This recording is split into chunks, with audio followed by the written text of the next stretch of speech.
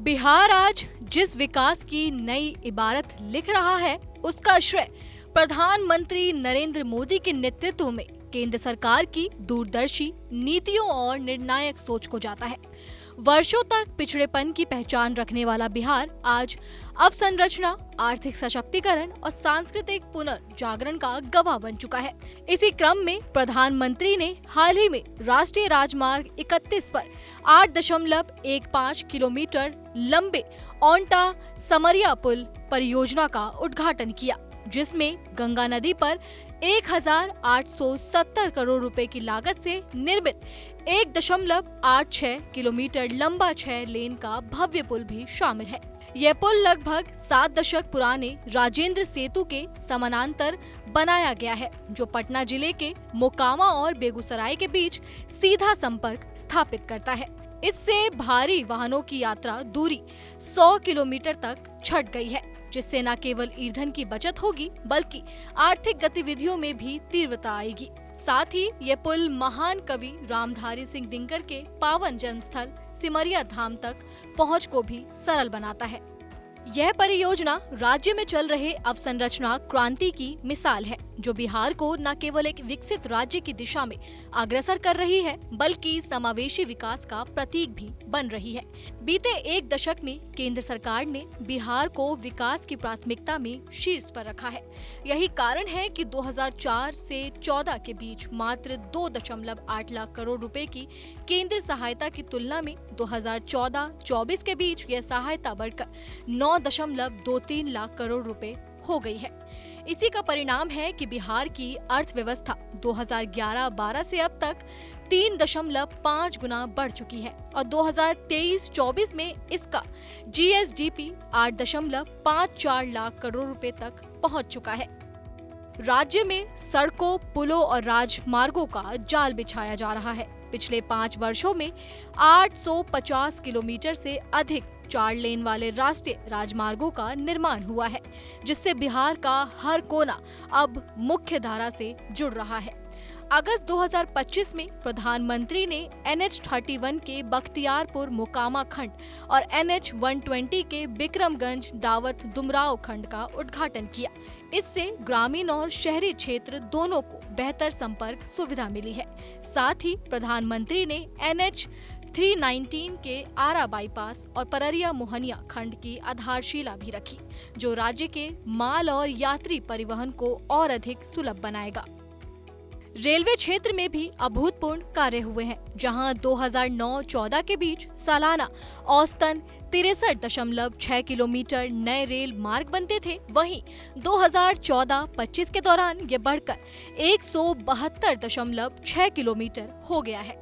2023-24 में अकेले 361 किलोमीटर नए रेल मार्ग चालू किए गए। रेल बजट में भी 9 गुना वृद्धि कर इसे 10,066 करोड़ रुपए कर दिया गया है। 115 नई रेल सेवाओं की शुरुआत और 300 से अधिक ट्रेनों को अतिरिक्त ठहराव मिलने से यात्री सुविधाओं में उल्लेखनीय सुधार हुआ है। अमृत भारत स्टेशन योजना के तहत बिहार के 98 स्टेशनों को आधुनिक रूप दिया जा रहा है, जिनमें से पीरपैंती और थावे पर कार्य पूरा हो चुका है। बिहार अब आधुनिक रेल सेवाओं का केंद्र भी बन रहा है। 22 अगस्त 2025 को प्रधानमंत्री ने गया दिल्ली अमृत भारत एक्सप्रेस और वैशाली कोडरमा बौद्ध सर्किट रेल को हरी झंडी दिखाई। इसके अलावा दिवाली और छठ के दौरान 12,000 से अधिक विशेष ट्रेनों की व्यवस्था करके केंद्र सरकार ने यह सुनिश्चित किया है कि पर्वों के दौरान हर यात्री सुरक्षित और समय पर अपने घर पहुंच सके। हवाई यात्रा में भी बिहार को पंख मिले हैं। पटना हवाई अड्डे पर एक नया टर्मिनल चालू हो गया है, जिसकी वार्षिक क्षमता 1 करोड़ यात्रियों की है। दरभंगा से दिल्ली, मुंबई और बेंगलुरु के लिए सीधी उड़ानें शुरू हो चुकी हैं और बिहटा हवाई अड्डा भी 1400 करोड़ रुपए के निवेश से निर्माणाधीन है। ऊर्जा क्षेत्र में भी केंद्र सरकार की प्रतिबद्धता दिखती है। प्रधानमंत्री ने अगस्त 2025 में 6,880 करोड़ रुपए की लागत से बक्सर ताप विद्युत संयंत्र का उद्घाटन किया, जो राज्य की बिजली जरूरतों को पूरा करने में सहायक होगा। औरंगाबाद में 29,930 करोड़ रुपए की लागत से नबीनगर सुपर ताप विद्युत परियोजना भी निर्माणाधीन है, जिससे 1500 मेगावाट अतिरिक्त बिजली मिलेगी। साथ ही सौर ऊर्जा को बढ़ावा देने के लिए कजरा में सौर पार्क और पीएम कुसुम योजना के अंतर्गत कई पहलें चलाई जा रही हैं। केंद्र सरकार ने कृषि और ग्रामीण विकास को भी प्राथमिकता दी है। पश्चिमी कोशी नहर परियोजना के माध्यम से मिथिलांचल में 50,000 हेक्टेयर क्षेत्र में सिंचाई सुविधा पहुंचेगी। किसानों को सशक्त बनाने के लिए मखाना बोर्ड की स्थापना की गई है, जो प्रशिक्षण, योजनाओं की जानकारी और बाजार से जोड़ने का कार्य करेगा। साथ ही गया में खाद्य प्रसंस्करण और उद्यमिता को बढ़ावा देने के लिए राष्ट्रीय खाद्य प्रौद्योगिकी संस्थान की स्थापना की जा रही है। शिक्षा और संस्कृति को भी समान रूप से महत्व मिला है। आईआईटी पटना में सुविधाओं का विस्तार हो रहा है और छात्र क्षमता में उल्लेखनीय वृद्धि हुई है।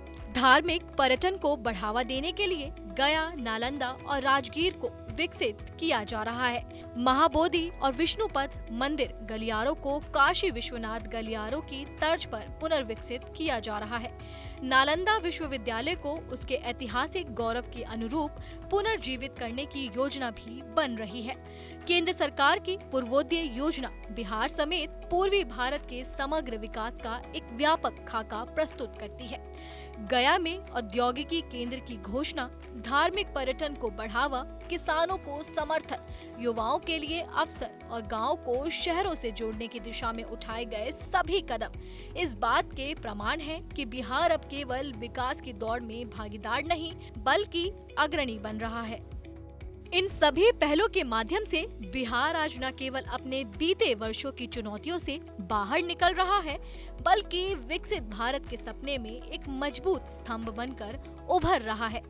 यह परिवर्तन किसी एक योजना या परियोजना का नहीं, बल्कि प्रधानमंत्री नरेंद्र मोदी के नेतृत्व में सरकार की प्रतिबद्धता, दूरदर्शिता और अथक प्रयासों का परिणाम है।